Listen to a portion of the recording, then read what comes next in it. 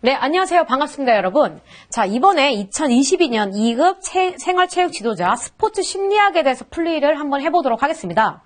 자, 여러분, 이번에 스포츠 심리학 어땠나요? 굉장히 어렵게 느껴졌을 거예요. 우리가 알지 못했던 이론이라든가 아니면 새로운 사람들이 많이 나오게 되면서 조금 당황할 수 있는 그런 문제들이 많이 출제가 되었는데요. 자, 그래서 스포츠 심리학 같은 경우는요, 이론을 완벽하게 이해하지 않으면 풀기가 어려운 문제들이 상당히 많이 나오고 있습니다. 그래서 스포츠 수행의 심리적 요인과 인간 운동 행동의 이해가 비슷한 비율로 가장 많이 출제가 되기 때문에 암기보다는 이해를 하는 것이 가장 중요하다라고 볼 수가 있겠습니다. 자, 그래서 1번부터 한번 문제를 풀어보도록 하겠습니다. 자, 보기에 대한 얘기입니다. 보기는 레빈이 주장한 내용입니다. 자, 레빈이라는 사람은 무엇을 주장했을까요? 바로 장이론이라는 것을 주장을 했는데요. 장이론이란 필드 티오리입니다. 장이론을 준비했습니다. 자, 장이론이란 어떠한 사람이 어떠한 행동을 하기 위해서는요, 개인의 처한 환경보다는 성장하면서 주변 인물들을 누구를 만나는지에 따라서 사람이 성격이 변한다라는 뜻을 얘기했는데요. 자, 이에 대한 내용을 한번 찾아보면 될 것 같습니다. 자, 인간의 행동은 기억과 니은에 대해 결정이 된다고 합니다. 자, 기억과 니은은 뭘까요? 바로 개인과 환경, 남들의 바깥에 나와 있는 환경에 대해서 영향을 받기 때문에 개인과 환경에 의해 결정이 된다. 즉, 1번이 정답이라고 볼 수가 있겠습니다. 즉, 환경에 대해서 결정이 된다는 것을 의미하는 장이론에 대한 문제였습니다. 정답은 1번입니다. 자, 2번 문제입니다.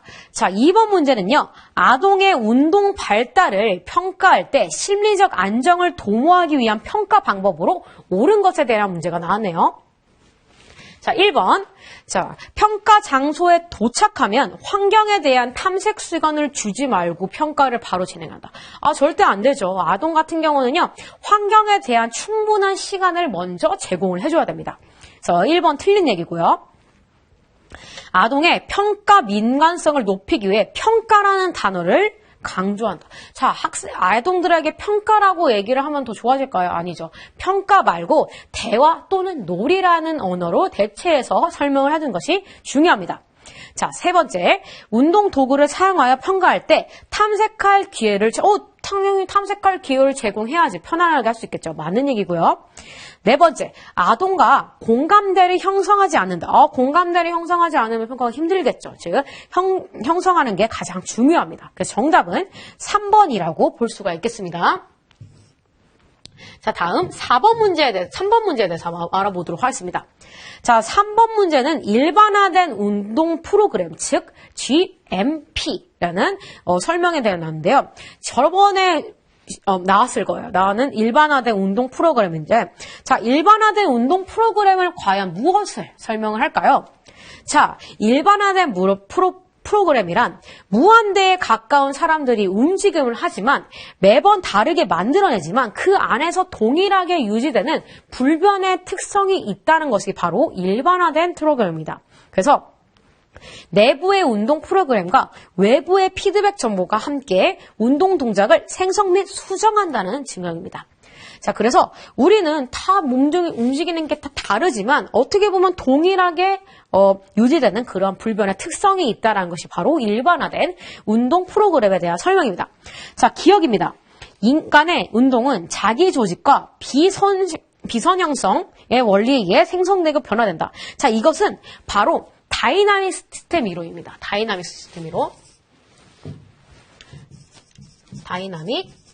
시스템.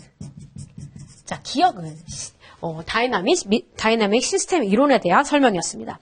자, 니은. 불변 매개 변수에는 요소의 순서, 시상, 상대적인 힘이 포함된다. 자, 불변 변수가 뭘까요? 불변 변수는요, 바로 순서, 시상, 상대적인 힘. 자, 맞는 얘기라고 볼 수가 있겠습니다. 변하지 않는 변수는 이러한 게겠죠. 순서라든가. 자, 가변 맥의 변수. 자, 맨날 변하는 거는요. 전체 동작 시간, 힘의 총량, 선척된 근육군. 자, 이것도 맞는 얘기겠죠. 즉, 이 GMP는요, 매번 다르게 나타나는 움직임 안에서 동일하게, 유지되는 불면의 특성에 대한 설명이기 때문에, 니은과 디귿은 맞는 설명이라고 볼 수가 있겠습니다. 자, 리을은요, 환경 정보에 대한 지각 그리고 동작과의 관계를 강조한다. 이건 뭐죠? 바로 개방회로 이론이죠. 그래서 정답은 3번이라고 볼 수가 있겠습니다. 자, 이번에는 개념에 대한 문제가 나왔네요. 4번 한번 읽어보도록 하겠습니다. 자, 자극 반응 대한수가 증가할수록 선택 반응 시간도 증가한다. 자, 여러 가지 선택지가 있어요. 여러분 컴퓨터를 딱 켰는데 여러 가지 선택지가 있고 거기서 선택하라. 그럼 어떻게 될까요? 속도가 굉장히 늘어지겠죠. 즉 선택지의 숫자에 따라서 사용자의 결정하는 데 시간이 많이 간다는 얘기를 설명하고 있네요. 즉 바로 이것은 힉스의 법칙입니다. 힉스의 법칙. 여러 가지 다지 문제가 있으면은 내가 설명하기 어렵다는 것을 바로 의미하겠습니다. 그래서 투수가 직구와 슬라이더 구종의 커브를 구종을 추가해서 무작위로 던졌을 때 타자는 여러 가지 선택지가 있기 때문에 더 많이 길어졌겠죠. 정답은 힉스의 법칙이라고 볼 수가 있겠습니다. 자, 그러면 피츠의 법칙은 뭘까요? 피츠의 법칙이란 목표물의 크기가 작고 움직이는 거리가 증가할수록 운동 시간은 증가된다는 것을 얘기합니다. 자, 파워 법칙에는요. 학습적 수행 변화는 초기에 크게 일어나고 점점 감소하는 것이 바로 파워 법칙입니다. 임펄스 가변성 이론이란 근육 수축을 통한 힘이 몸이 움직이는데 이 임펄스가 가변성을 결정한다는 이론이 바로 임펄스 가변성 이론이라고 볼 수가 있겠습니다. 정답은 4번입니다. 다음은 5번 문제인데요. 자, 5번 문제도 자유도와 관련된 문제가 나왔네요. 자, 번스타인. 굉장히 많이 나온 사람이죠. 자, 보기에 제시된 번스타인의 운동학습 단계에 대한 설명으로 바르게 묶인 것은에 대한 문제가 나왔습니다. 자, 기억 한번 읽어볼게요. 자, 스케이트를 탈 때 고관절, 승관절, 발목 관절을 활동하여 추진력을 갖게 한다. 자, 이게 뭘까요? 자, 바로 자유도 풀림 단계죠. 자유도 풀림 단계가 뭘까요? 사용 가능한 자유도 수를 늘리는 거죠. 그래서 사용 가능한 자유도를 활용하여 하나의 기능적 단위를 형성하는 게 바로 기억이라고 그렇습니다. 그래서 정답은 기억은 첫 번째는 자유도 풀림 단계입니다. 자유도 풀림 단계. 자유도 풀림 단계고요. 자, 니은입니다. 자, 체중 이동을 통해 체전력을 확보하며 숙련된 동작을 실행하게 된다. 자, 니은은 어떤 동작일까요? 자, 내 외적인 힘을 활용해서 효율적 동작 형성을 위한 여분의 자유도를 형성하는 거죠. 즉, 반작용입니다. 반작용입니다. 자, 디귿입니다. 스케이트를 신고 고관절, 슬관절, 발목 관절을 하나의 단위체로 걷게 한다. 자, 그럼 뭐죠? 바로 고정 단계에 대한 설명이죠. 정답은 바로 1번. 자유도 풀림, 반작용 활동, 자유도 고정이 정답이라고 볼 수가 있겠습니다. 자, 다음은요, ABQ에 관한 문제입니다. 자, 레이크스와 스미스의 운동선수 탈진 선무지. ABQ입니다. 이 세 가지 특징 요인이 아닌 것. 자, 레이데크와 스미스는요, 세 가지 측정 요인으로 선수의 번아웃 설문지를 설명했는데요. 첫 번째는 성취감 저하, 그리고 정서 신체적 소진, 그리고 스포츠 평가 저하를 봤습니다. 자, 근데 여기 보면은 경쟁 상태 불안이라고 하죠. 경쟁 상태 불안은요, 운동선수의 번아웃을 척지하는 게 아니라 다른 설문지에서 설명하는 그런 측정 요인입니다. 그래서 정답은 3번이라고 볼 수가 있겠습니다. 자, 7번 문제 한번 보도록 하겠습니다. 자, 웨이스와 아모로스가 제시한 스포츠 재미의 영향 요인으로 옳지 않는 것. 자, 이 스포츠 재미의 영향 요인, 스포츠가 재미를 느껴지기 위해서는 어떻게 될까요? 자, 당연히 숙달이 되게 되면은 재밌어지겠죠. 두 번째는 사회적 소속. 어떤 소속에서 스포츠를 경험하게 된다면 당연히 즐거움이 될 거고. 그리고 마지막은 동작 감각입니다. 동작 감각을 통해서 이런 게 됐겠죠. 자, 그런데 여기서 얘기하는 인지 능력이죠. 자, 인지 능력은요. 웨이스와 아모로스가 제시한 스포츠 재미의 용량 요소는 아닙니다. 그래서 정답은 바로 1번이라고 볼 수가 있겠습니다. 자, 8번 문제입니다. 자, 도식이론이라는 게 나왔네요. 자, 도식이론이 무엇일까요? 자, 도식이론이란요. 일반화된 프로그램을 근거로 빠르게 움직이는 것은 개방회로 이론으로, 그리고 느리게 움직이는 것을 바로 폐쇄회로 이론으로 설명하는 것이 바로 도식이론이었습니다. 자, 그거에 대해서 많은 걸 한번 찾아볼 건데요. 자, 빠른 움직임과 느린 움직임을 구분하여 설명한다. 자, 바로 도식이론에 대한 얘기, 맞는 얘기겠죠? 자, 재인도식은 피드백 정보가 없는 빠른 운동을 조절하는 역할을 한다. 자, 재인도식이 아니죠. 뭐죠? 회상도식이죠. 회상도식. 이것은 바로 니은은 회상도식에 대한 설명이었습니다. 자, 디귿은요. 회상도식은 과거의 실제 결과, 감각, 기결, 초기 조건의 관계를 바탕으로 형성된다. 이것이 바로 재인도식이죠. 재인도식에 관련된 문제입니다. 그래서 바뀌었어요. 니은과 디귿이 바뀌었고요. 그래서 틀린 문제고요. 자, 200ms 이상의 시간이 느린 운동 과제의 재현은 회상도식과 재인도식 모두 정했다. 그래서 맞는 얘기입니다. 그러니까 정답은 바로 기읍과 리은이 되어 있는 3번이 정답이라고 볼 수가 있겠습니다.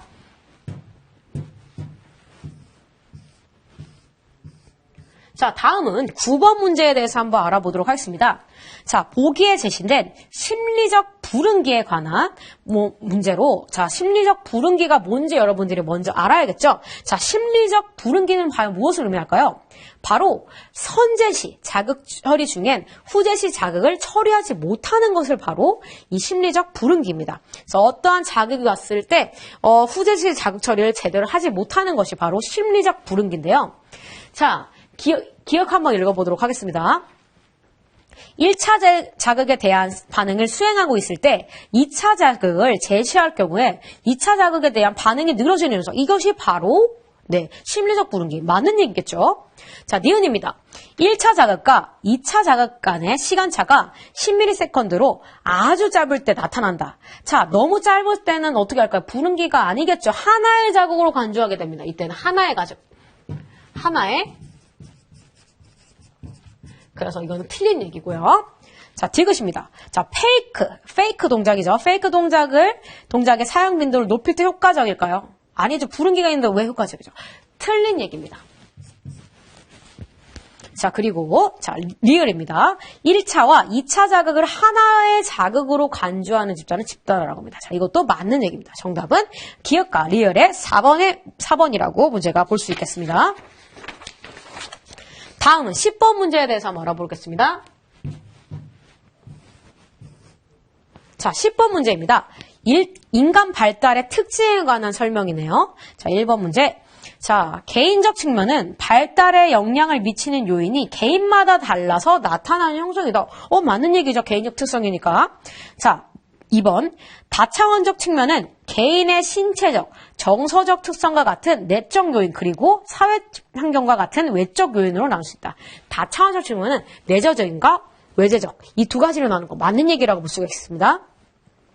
자, 3번. 계열적 측면은 기기와 서기의 단계를 거친 후에야 자신의 힘으로 스스로 걸을 수 있게 되는 거. 이것도 맞는 얘기고요. 자, 마지막 4번 문제입니다.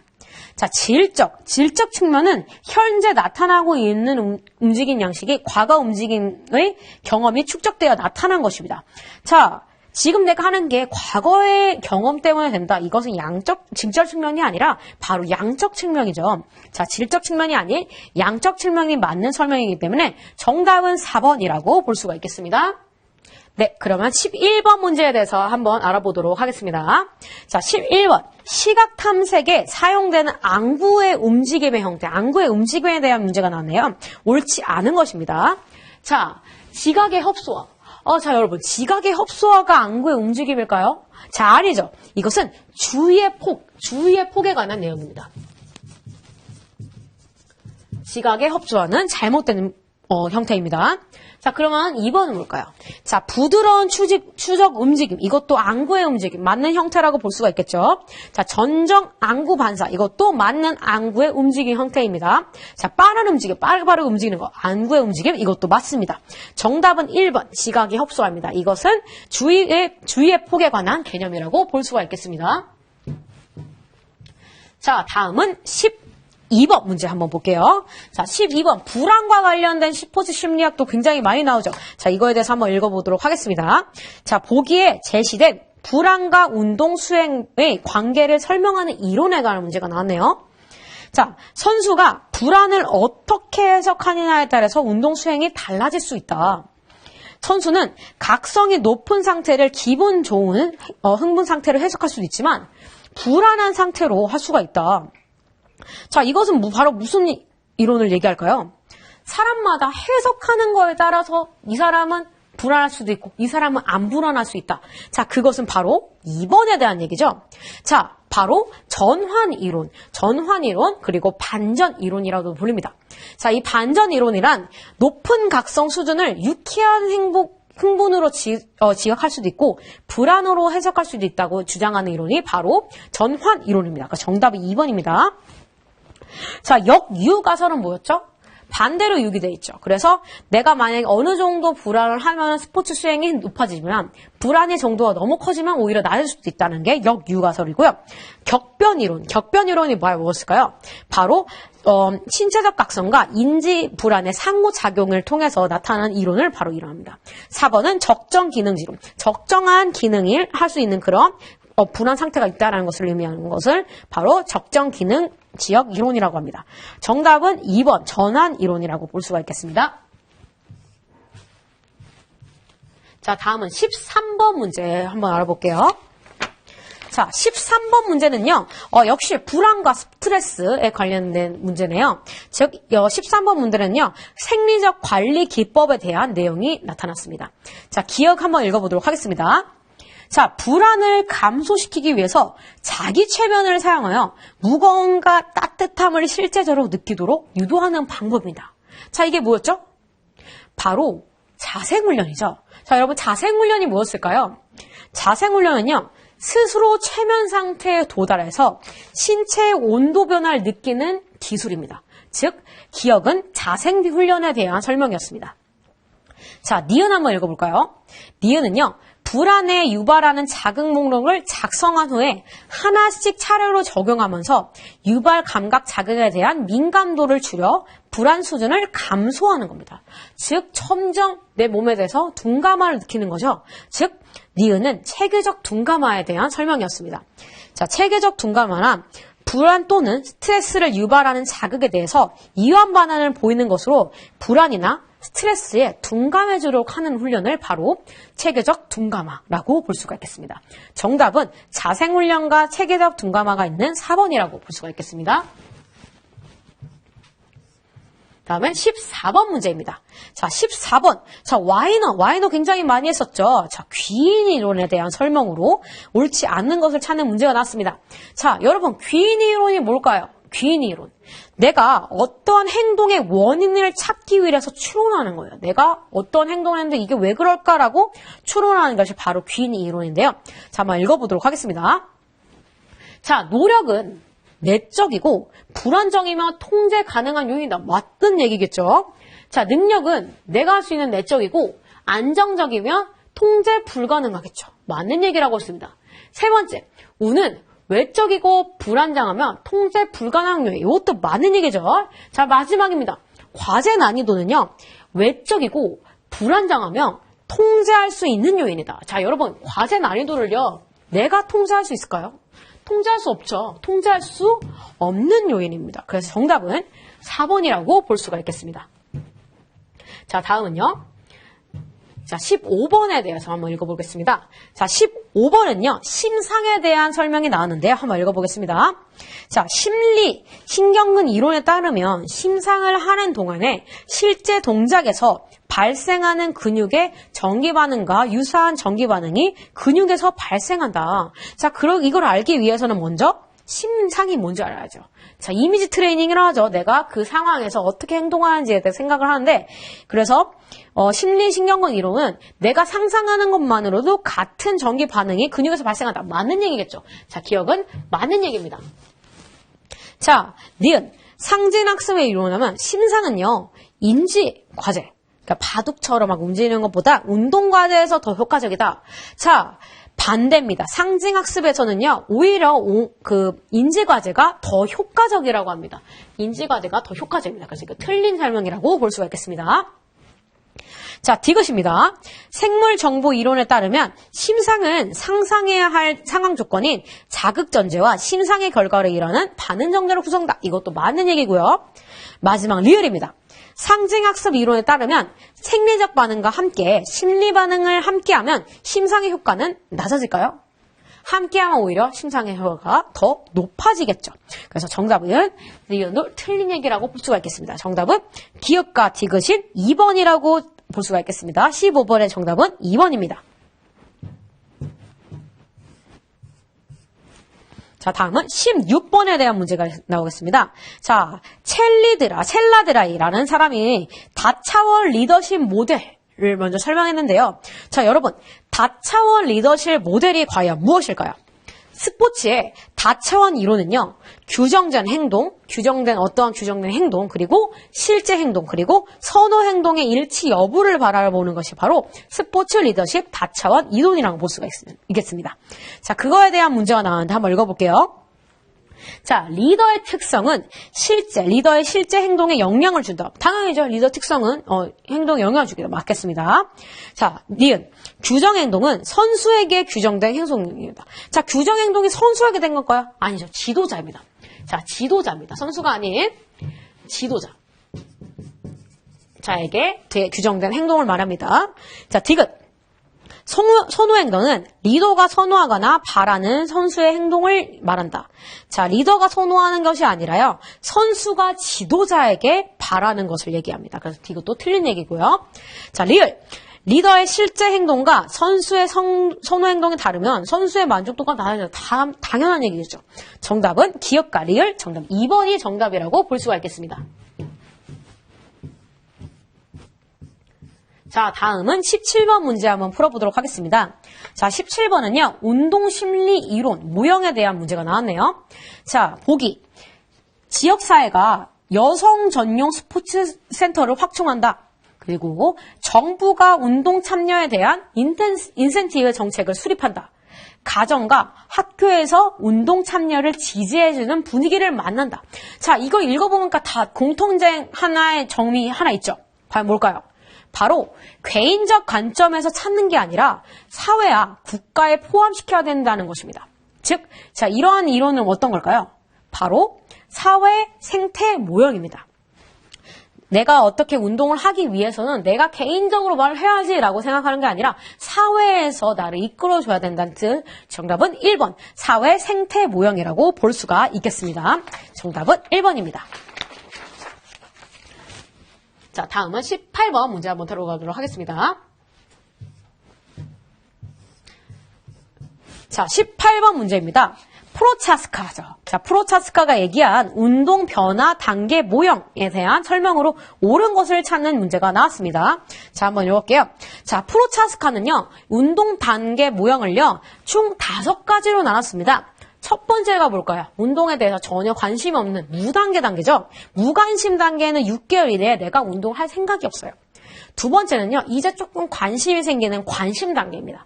관심 단계에서는요, 6개월 이내에 내가 시작할 생각이 있는 거예요. 자, 세 번째는요, 준비 단계입니다. 준비 단계는 30일 이내에 내가 시작할 예정이고요. 네 번째, 실천은요, 꾸준히 하긴 하는데 6개월을 넘지 않은 것을 의미합니다. 마지막 5번째 유지 단계는요, 꾸준히 하고 있고요, 6개월이 넘은 것. 이렇게 5가지를 운동 변화 단계로 나누고 있습니다. 자, 그거에 대한 설명으로 옳은 것은 문제가 나왔는데요. 자, 변화 단계와 자기 효능과의 관계는 U자 형태다. 자, 변화가 당연히 되면은 자기 효능과도 올라가겠죠. 자, 즉 U자 단계는 아니라고 볼 수가 있겠습니다. 자, 2번. 인지적, 행동적 변화 과정을 통해 운동 단계가 변화한다. 나 맞는 얘기였습니다. 2번이 맞는 얘기네요. 자, 세 번째. 변화 단계가 높아짐에 따라서 운동에 대해 기대할 수 있는 혜택은 점진적으로 감소한다. 감소하는 게 아니죠. 점점 내가 올라가고 있는데 증가된다는 게 맞는 설명이겠습니다. 무관심 단계에서는 현재 운동에 참여하지 않지만 6개월 이내에 운동을 시작한 이동. 자, 이것은 뭘까요? 자, 무관심 단계에서는요, 아예 관심이 없어요. 6개월 이내에 시작할 생각도 없습니다. 그래서 4번도 틀린 설명입니다. 정답은 2번이라고 볼 수가 있겠습니다. 다음은 19번 문제에 대해서 한번 알아보도록 하겠습니다.